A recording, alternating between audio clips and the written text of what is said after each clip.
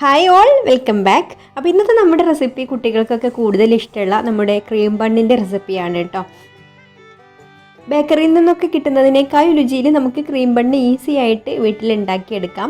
അപ്പോൾ വീഡിയോയിലേക്ക് പോകുന്നതിന് മുമ്പ് ഒരു കാര്യം കൂടെ പറയാനുണ്ട്. നമ്മുടെ ഗിവ് അവേയിൽ എല്ലാവരും പാർട്ടിസിപ്പേറ്റ് ചെയ്യുക. ഗിവ് അവേനെ കുറിച്ചിട്ടുള്ള കൂടുതൽ ഡീറ്റെയിൽസ് അറിയാനുള്ള വീഡിയോ ലിങ്ക് ഞാൻ ഡിസ്ക്രിപ്ഷൻ ബോക്സിൽ കൊടുക്കാം കേട്ടോ. അപ്പോൾ നമുക്ക് എങ്ങനെയാണ് ഇത് തയ്യാറാക്കുക എന്നുള്ളതൊന്ന് നോക്കാം. അപ്പോൾ ഈ ബണ്ണ് തയ്യാറാക്കാൻ വേണ്ടിയിട്ട് ഞാനിവിടെ 2 കപ്പ് മൈദയാണ് എടുക്കുന്നത്. ഇതിലേക്ക് 1/2 ടീസ്പൂണ് ഉപ്പ് ചേർത്ത് കൊടുക്കാം. പിന്നെ ഒരു 3 ടേബിൾ സ്പൂണ് പഞ്ചസാര ചേർത്ത് കൊടുക്കുന്നുണ്ട്. പിന്നെ ഇതിലേക്ക് ഞാൻ 1 ടീസ്പൂണ് ഇൻസ്റ്റൻറ്റ് ഈസ്റ്റാണ് കേട്ടോ ചേർത്ത് കൊടുക്കുന്നത്. അപ്പോൾ ഡ്രൈഡ് ഈസ്റ്റ് ആണെന്നുണ്ടെങ്കിൽ നമ്മളിതിലേക്ക് ഒഴിച്ചു കൊടുക്കുന്ന ചെറിയ ചൂടുള്ള പാലിൽ ഈ ഡ്രൈഡ് ഈസ്റ്റ് കുറച്ച് നേരം ഡ്രൈഡ് ഈസ്റ്റും പഞ്ചസാരയും കൂടെ കലക്കി വെക്കുക. എന്നിട്ട് അതൊന്ന് പൊങ്ങിയതിന് ശേഷം വേണം കേട്ടോ നമ്മൾ ആ ഒരു പാൽ ഇതിലേക്ക് ഒഴിച്ചിട്ട് കുഴച്ചെടുത്താൽ മതി. അപ്പോൾ ഇൻസ്റ്റൻറ്റ് ഈസ്റ്റ് ആകുമ്പോൾ പെട്ടെന്ന് തന്നെ ആക്റ്റീവായി കിട്ടും. അപ്പോൾ നമുക്കിതിൽ നേരിട്ട് തന്നെ ചേർത്ത് കൊടുത്തിട്ട് കുഴച്ചെടുക്കാം. ഇനി ഇത് എല്ലാം കൂടെ നന്നായിട്ടൊന്ന് മിക്സ് ചെയ്തെടുക്കാം. എന്നിട്ട് നമുക്കിതിലേക്ക് ഇളം ചൂടുള്ള പാൽ ഒഴിച്ച് കൊടുത്തിട്ട് കുഴച്ചെടുക്കണം. അപ്പോൾ ഞാനിവിടെ 3/4 കപ്പ് പാലാണ് കേട്ടോ എടുത്തിട്ടുള്ളത്. ആദ്യം ഒരു 1/2 കപ്പ് ഒഴിച്ച് കൊടുത്തിട്ട് ഒന്ന് മിക്സ് ചെയ്ത് നോക്കാം. എന്നിട്ട് നമുക്ക് ആവശ്യത്തിന് ഒഴിച്ച് കൊടുത്തിട്ട് കുഴച്ചെടുക്കാം. ബാക്കിയും കൂടെ ഒഴിച്ച് കൊടുക്കുന്നുണ്ട് കേട്ടോ. ഈ 3/4 കപ്പ് മുഴുവനായിട്ട് തന്നെ നമുക്കിതിലേക്ക് വേണ്ടി വരും. കാരണം നമ്മൾ ചപ്പാത്തി മാവിനേക്കാളും ഒന്നുകൂടെ ലൂസായിട്ടാണ് നമുക്ക് ബണ്ണിൻ്റെയൊക്കെ മാവ് വേണ്ടത്. കുറച്ചൊരു ഒട്ടി പിടിക്കുന്ന ആ ഒരു പരുവത്തിലുള്ള മാവാണ് കേട്ടോ വേണ്ടത്. ഇനി ഇത് കൈകൊണ്ട് നന്നായിട്ട് കുഴച്ചെടുക്കാം.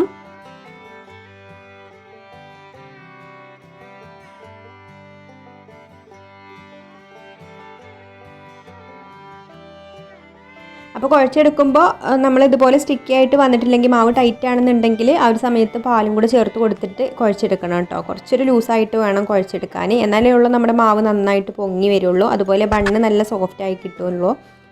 അപ്പോൾ അതാ ഇതുപോലെ കൈമിലൊക്കെ കുറച്ച് ഒട്ടി പിടിക്കുകയൊക്കെ ചെയ്യും കേട്ടോ.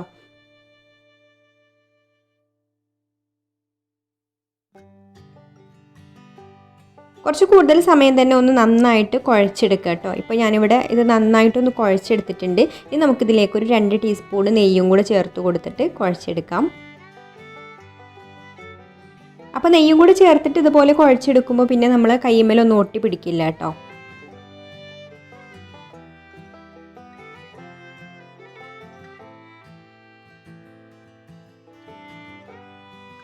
ഇപ്പം മാവ് ഞാനിവിടെ നന്നായിട്ട് കുഴച്ചെടുത്തിട്ടുണ്ട്. ഇനി നമുക്കിത് റെസ്റ്റ് ചെയ്യാനായിട്ട് വെക്കണം. അപ്പോൾ അതിന് മുന്നേ ആയിട്ട് നമുക്ക് മാവിൻ്റെ മുകളിൽ ഇതുപോലെ അല്പം ഓയിലൊന്ന് എല്ലാ ഭാഗത്തും ഒന്ന് ആക്കി കൊടുക്കുക കേട്ടോ. ഈ ഒരു ബൗളിലും അതുപോലെ മാവിൻ്റെ മുകളിലും ഒന്ന് ആക്കി കൊടുക്കുക. മാവ് ഡ്രൈ ആയി പോകാതിരിക്കാൻ വേണ്ടിയിട്ടാണ്.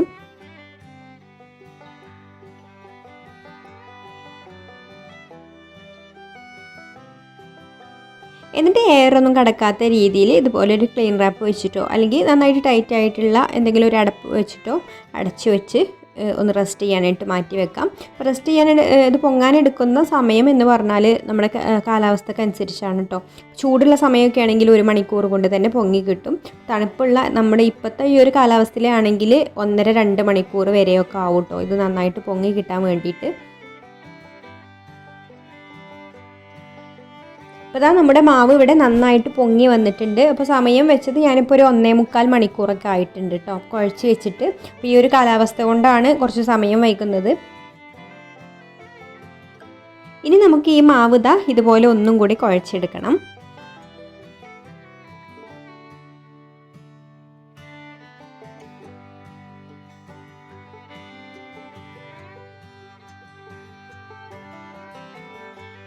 എന്നിട്ട് നമുക്ക് ഇതൊന്ന് ഇതുപോലെ ഓരോ പോർഷൻ എടുത്തിട്ട് ഓരോ ചെറിയ ബോളാക്കി എടുക്കാം.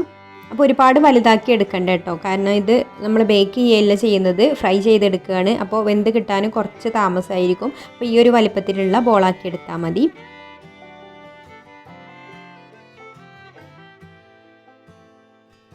അപ്പോൾ നമ്മളിവിടെ മുഴുവൻ മാവും ഇതുപോലെ ബോളാക്കി വെച്ചിട്ടുണ്ട്. ഇനി ഇത് കുറച്ച് സമയം ഒന്ന് റെസ്റ്റ് ചെയ്യാൻ വേണ്ടി വെക്കണം. അപ്പോൾ ഒന്നും കൂടി ഇത് പൊങ്ങി വരും. അപ്പോൾ നമുക്ക് ഇത് അടച്ച് വെച്ചിട്ട് കാറ്റൊന്നും കൊള്ളാതെ വേണം കേട്ടോ വെക്കാൻ. അപ്പോൾ ഞാനിത് ഒരു എയർ ടൈറ്റ് ആയിട്ടുള്ള ഒരു കണ്ടെയ്നറിലാണ് വെക്കുന്നത്. ഇനി ഇത് അടച്ച് വെച്ചിട്ട് ഒരു 15 മിനിറ്റിന് ശേഷം നമുക്ക് ഫ്രൈ ചെയ്തെടുക്കാം.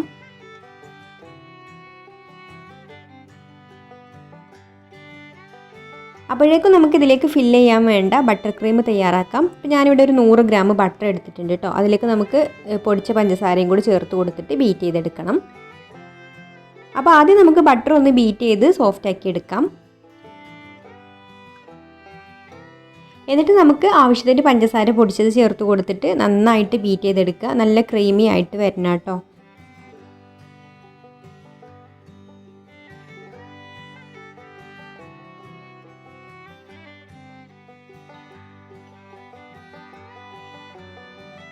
അപ്പോൾ അതാ ബട്ടറും പഞ്ചസാരയും കൂടി ബീറ്റ് ചെയ്ത് ഇതുപോലെ ആയി കിട്ടണം കേട്ടോ. ഇതിപ്പോൾ നല്ലൊരു ക്രീം ആയി കിട്ടിയിട്ടുണ്ട്. ബട്ടർ ക്രീം നമ്മൾ കേക്കിലൊക്കെ ഫ്രോസ്റ്റ് ചെയ്യാനും ഈ ബട്ടർ ക്രീം ഉപയോഗിക്കാം കേട്ടോ. അപ്പോൾ നമ്മളിതാ 15 മിനിറ്റ് സമയം മാറ്റി വെച്ചിരുന്ന നമ്മുടെ ബണ്ണിൻ്റെ ബോളൊക്കെ കുറച്ചും കൂടെ ഒന്ന് വലുതായി വന്നിട്ടുണ്ട്. ഇനി നമുക്കിത് നല്ല ചൂടായിട്ടുള്ള ഓയിലിലേക്ക് ഇട്ടിട്ട് ഫ്രൈ ചെയ്തെടുക്കാം. അപ്പോൾ ഓയിൽ ഇവിടെ ചൂടായി വന്നിട്ടുണ്ട് കേട്ടോ. ഇനി നമുക്ക് ഓരോന്നായിട്ട് ഇതിലേക്ക് ഇട്ട് കൊടുക്കാം.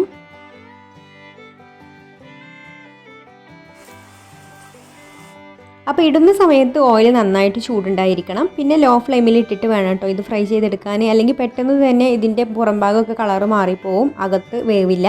അപ്പോൾ ലോ ഫ്ലെയിമിൽ ഇട്ടിട്ട് തന്നെയാണ് ഞാനിത് ഫുള്ളായിട്ട് ഫ്രൈ ചെയ്തെടുത്തത്. അപ്പോൾ ഇടയ്ക്ക് പൊങ്ങി വരുമ്പോൾ ഇതുപോലെ തിരിച്ചു മറിച്ചൊക്കെ ഇട്ടിട്ട് കൊടുത്തിട്ട് ഫ്രൈ ചെയ്തെടുക്കാം.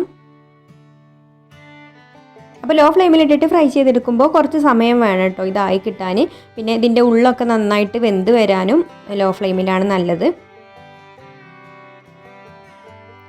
ഇപ്പോൾ ഇതാ ചെറുതായിട്ട് കളറൊക്കെ മാറി തുടങ്ങിയിട്ടുണ്ട്. ഇപ്പോൾ ഇതിവിടെ റെഡി ആയിട്ടുണ്ട് കേട്ടോ. ഇനി ഞാൻ ഇത് കോരിയെടുക്കുന്ന സമയത്ത് ഇതൊന്ന് ഹൈ ഫ്ലെയിമിൽ വെക്കുകയാണ്. ഇതുവരെ ലോ ഫ്ലെയിമിൽ ഇട്ടിട്ട് തന്നെയാണ് കേട്ടോ ഇത് ഈ ഒരു കളറാവുന്നത് വരെ വേവിച്ചെടുത്തത്. ഇനി നമുക്കിത് കോരിയെടുക്കാം. ഇതിപ്പോൾ ഇവിടെ റെഡി ആയിട്ടുണ്ട്.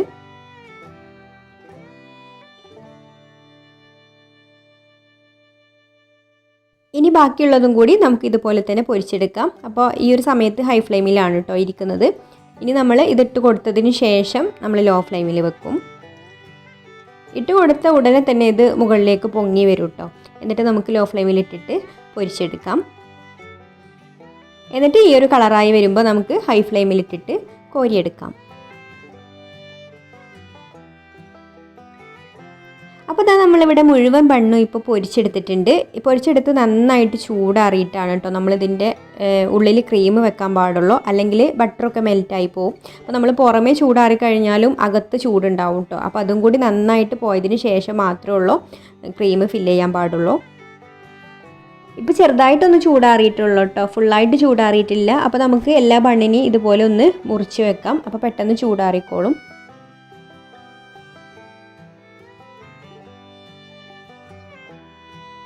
ഫുള്ളായിട്ട് കട്ട് ചെയ്യുന്നില്ല കേട്ടോ. അതാ ഇതുപോലെയുള്ളൂ കട്ട് ചെയ്തിട്ട്. കണ്ടല്ലോ ബണ്ണിൻ്റെ അകത്തൊക്കെ നല്ല സോഫ്റ്റ് ആയിട്ടാണ് ഇരിക്കുന്നത്. അപ്പോൾ ഇതുപോലെ നമുക്ക് എല്ലാതും കട്ട് ചെയ്ത് വെക്കാം.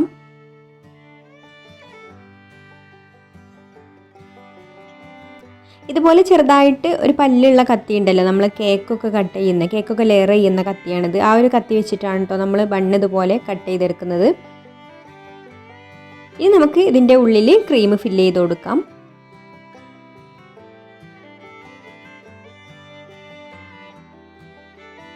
ഇതുപോലെ നമുക്ക് ഓരോ ബണ്ണിലും ക്രീം ഫില്ല് ചെയ്ത് വെക്കാം.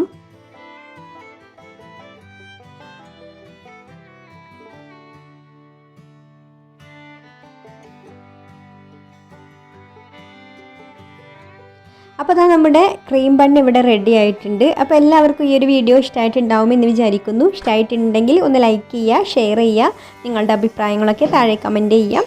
പിന്നെ ഈ ചാനൽ സബ്സ്ക്രൈബ് ചെയ്യാതെ കാണുന്നവരാണെങ്കിൽ ഒന്ന് സബ്സ്ക്രൈബ് കൂടെ ചെയ്തിട്ട് സപ്പോർട്ട് ചെയ്യണേ. അപ്പോൾ ഇനി മറ്റൊരു നല്ല റെസിപ്പിയുമായിട്ട് അടുത്ത വീഡിയോയിൽ കാണാം. താങ്ക്